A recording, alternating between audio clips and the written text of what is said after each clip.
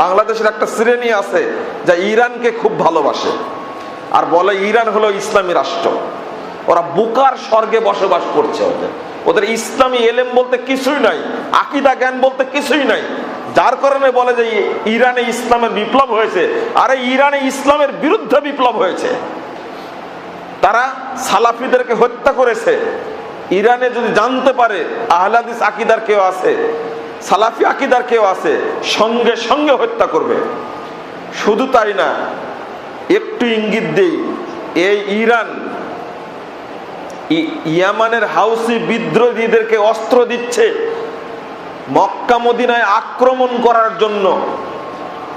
Drone হামলা চালাচ্ছে, cluster বোমা নিক্ষেপ করছে।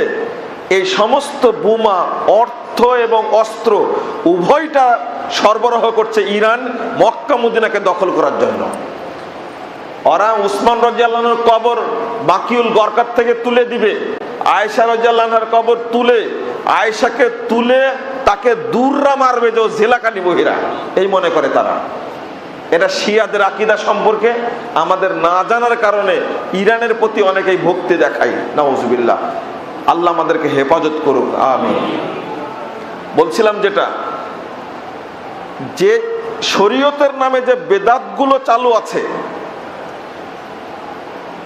ওইগুলোকেই মানুষ মনে করছে আমরা ভালো আমলই করছি। এই আমল করলে সমস্যাটা কি? একদিকে এমনিতে তো মাজার পূজারী আর বেদাতীদের সংখ্যা বাংলাদেশে অনেক অনেক বেশি, তাই না? অনেক অনেক বেশি। আবার এর উপরে শিয়াদের আকীদা চাপিয়ে দেওয়া হয়েছে সূক্ষ্মভাবে। যদি বেদাত সম্পর্কে আমাদের ধারণা থাকতো তাহলে আমরা কখনোই এই সমস্ত আমলগুলো মুসলিম সমাজে চালু হতে দিতাম না। তাহলে বেদাত বলতে যেটা বোঝাচ্ছিলাম সেটা হলো শরীয়ত মনে করে নেকির উদ্দেশ্যে যে আমলটি করা হয়, যে আমলের ভিত্তি শরীয়তে নাই, তাকে ইসলাম কি বলে? বেদাত বলে। অসংখ্য, যেমন সালাতের মধ্যে এক শ্রেণীর মানুষ সালাতে দাঁড়ায় শুরু করে, জায়নামাজে দাঁড়ানোর একটা দোয়া পড়ে, ইন্নী ওয়াজ্জাহাতু ওয়াজহিয়া লিল্লাযী ফাতারাস সামাওয়াতি ওয়াল আরদ। এটা কি শরীয়তে আছে? এটা আল্লাহর নবী কখনো জায়নামাজের দোয়া পড়েননি। এটা হলো বেদাত, এটা চলবে না। এটা ছোট্ট আমলের কথা বললাম যেন আপনারা বুঝতে পারেন। অনুরূপভাবে যখনই জহর পড়ছে, মাগরিব পড়ছে, এশা পড়ছে, জুমা পড়ছে, তখন একটা গদ বাঁধা নিয়াত পড়ে নিচ্ছে আগে, না হয়তো আনুসাল্লি বলে পড়ছে না? এটা আল্লাহ নবী পড়েছেন কখনো? এটা কি? বেদাত। অনুরূপভাবে আজানের দুয়ার সাথে যোগ দিয়েছে, ওয়ারজুকনা শাফাআতাহু ইয়াউমাল কিয়ামাহ ওয়াদ দারাজাতার রাফিয়া। বলে না এটা? রেডিওতে বলে না এখনো? এটা কি? আল্লাহর নবী বলেননি, ওরা দুয়ার মধ্যে যোগ দিয়েছে শরীয়তে। এই যোগ দেওয়ার অনুমতি ইসলাম দিয়েছে। কেউ দোয়া তৈরি করতে পারে? এটা কি? বেদাত। যখনই মুয়াজ্জিন বলছে আসসালাতু খায়রুম মিনান নাওম, তখনই এর জবাবে সারা বাংলাদেশের মানুষ উত্তর দিচ্ছে সাদ্দাক্তা ওয়া বারারতা। এর কোনো দলিল আছে? কোন হাদিস বর্ণিত হয়নি যে আসসালাতু খায়রুম মিনান নাওম বললে সাদ্দাক্তা ওয়া বারারতা বলতে হবে। কোনো দলিল নাই। এটা তৈরি করা, এটা বাংলাদেশের লোকেরই তৈরি করা। আসসালাতু খায়রুম মিনান নাওমের জবাবে ওইটাই বলতে হবে, আসসালাতু খায়রুম মিনান নাওমি বলতে হবে, যেহেতু সাদ্দাক্তা ওয়া বারারতা বলার কথা নাই। আপনি কতটা নেবেন? বেদাত যতটা তৈরি হয়েছে সালাতের ক্ষেত্রে, একটা বেদাত তৈরি হয়েছে, মহিলারা হাত বাঁধবে বুকের উপরে, পুরুষরা হাত বাঁধবে নাভির নিচে। এই যে পার্থক্যটা করেছে, এটা একটা বেদাত। মহিলারা বুকের উপরে হাত বাঁধবে আর নাভির নিচে হাত বাঁধবে পুরুষরা, এই মর্মে কোনো হাদিসই বর্ণিত হয়নি। এটা বেদাত। মৃত্যু ব্যক্তি ও তো চলে গেছে, কবরে চলে গেছে, এই যে 40 দিনে খানার আয়োজন করা, বা সপ্তাহে জুমার দিনে হালুয়া রুটির আয়োজন করা, তারপরে মৃত ব্যক্তির নামে বড় একটা খানার ব্যবস্থা করা, এটা কি বিদআত? যা সারা বাংলাদেশে চলছে। যখন জন্ম নেয় তখন শিরিক দিয়ে ওর জন্মটা শুরু হয়, আর যখন মরে যায় তখন বেদাত দ্বারা ঢেকে দেওয়া হয় ওকে। কবর কেন্দ্রিক যতগুলো বেদাত আছে কল্পনা করা যায় না। যেটা শরীয়তে নাই ওটা করাটা কি বেদাত, চলবে না। যেগুলো আমূল হিসাবে মুসলিমদের মধ্যে চালু হয়ে গেছে। যেই দিন মারা যাবে, মানুষ গেছে জানাজা করার জন্য, ওই বাড়িতে গরু হোক আর ছাগল হোক থাকলে যারা জানাজা দেওয়ার জন্য এসেছে সমস্ত মানুষের খানার ব্যবস্থা করার জন্য বাড়ির গরু জবাই করে বিশাল খানার আয়োজন করা হয়। এটা কি বেদাত? অনুরূপভাবে হজ্জে যাওয়ার আগে বিরাট খানার আয়োজন, এটা কি বেদাত? এটা হজ একটা ইবাদত, এই ইবাদতের সাথে যোগ হয়ে গেছে উল্টা আরো কিছু মানুষের তৈরি করা বড় খানার আয়োজন। হজ থেকে ফিরে আসার পরে আরো বেদাতি কাজ করে, মানে ওর হজটা পুরোটাই বেদাত দ্বারাই ঢাকা। হজ থেকে আসার পরে 40 দিন বাড়ি থেকে বের হবে না, কারোর সাথে কথা বলবে না, ও বুবা হয়ে বসে থাকবে। এগুলো সব বদমাশি শরীয়তের, সব বাটপারি এগুলো। অথচ হাদিস এসেছে সফর থেকে আসবে, মসজিদে 2 রাকাত সালাত আদায় করবে, বাড়িতে চলে যাবে, স্বাভাবিক হয়ে গেল।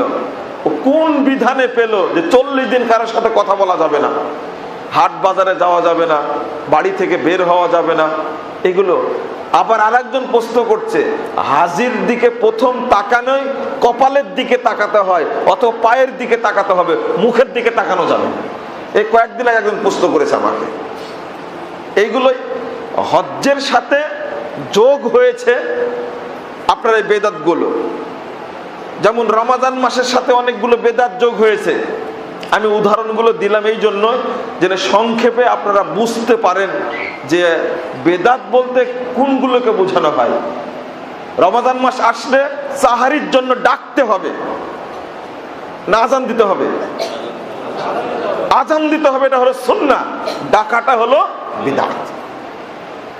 অনুরূপ ভাবে নিয়াত করতে হবে মনে মনে, আমি যে আগামীকালকে রমাদান মাসে সিয়াম রাখবো, এই মর্মে যে নিয়াত তৈরি করে পেপার পত্রিকায় বই পুস্তকে ছড়ে দেওয়া হয়েছে, এই নিয়াত বলা কি বেদাত?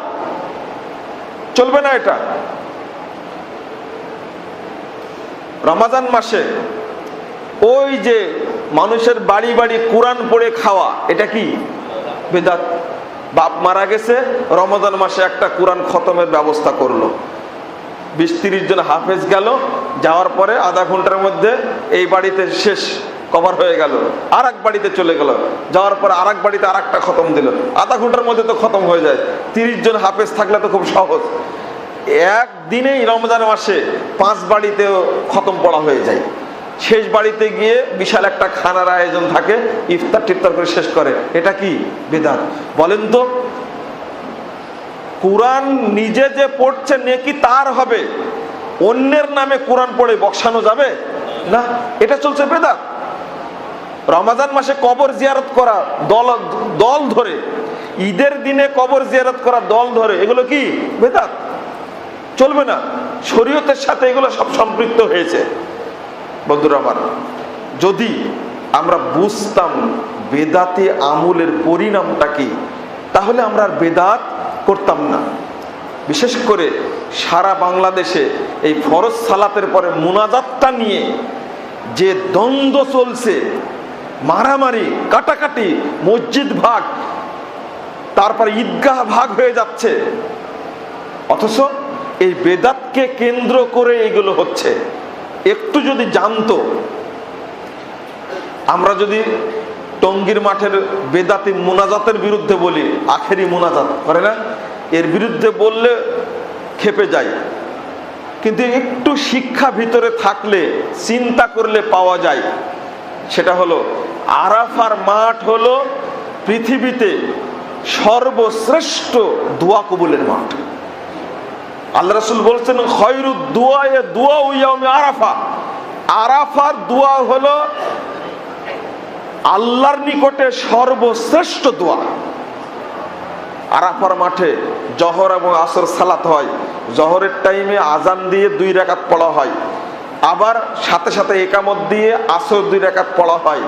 বলেন তো আরাফার মাঠে কি এই বেদাতি হাত তুলে দোয়া করার সিস্টেম আছে? মুনাজাত সম্মিলিত ইমাম মুনাজাত করে আর সবাই আমিন আমিন বলে? তা আরাফার মাঠে যদি এটা না চলে, নবীর যুগ থেকে এখন পর্যন্ত এই বেদাতটা চালু হয়নি, টঙ্গীর অপবিত্র মাঠে এখানে বেদাত করছে, হুজুরের চোখে পড়ে না কেন? মুরব্বীর লজ্জাও নাই, শরমও নাই। ওই বাড়িতে টিভির সামনে বসে থেকে মুনাজাত ধরে। ওই মুরব্বী আরাফার মাঠে মিলাদ পড়ে চলে এসেছে, আরাফার মাঠে দোয়া করেনি। হাত তুলে দোয়া করতে হয়, একাকী কাঁদতে হয়, মাফ চাইতে হয়, জান্নাত চাইতে হয়, জাহান্নাম থেকে মুক্তি চাইতে হয়। এই মাঠে যা দোয়া করবে আল্লাহ সেটাই কবুল করবে। কিন্তু মুরব্বী ওই মাঠে গিয়ে চা বিস্কিট খেয়েছে আর মিলাদ পড়েছে, পড়ে বাড়িতে ফিরে এসে আর ওই বোকা মুরব্বী টঙ্গীর মাঠে মুনাজাতে হাত তুলে বসে আছে টিভির সামনে। কত বড় হতভাগা, এটা চিন্তা করেন। ওর বুদ্ধিও নাই, বোধও নাই, কিছুই নাই, শুধু এই বেদাতি আক্রমণের কারণে এই অবস্থা।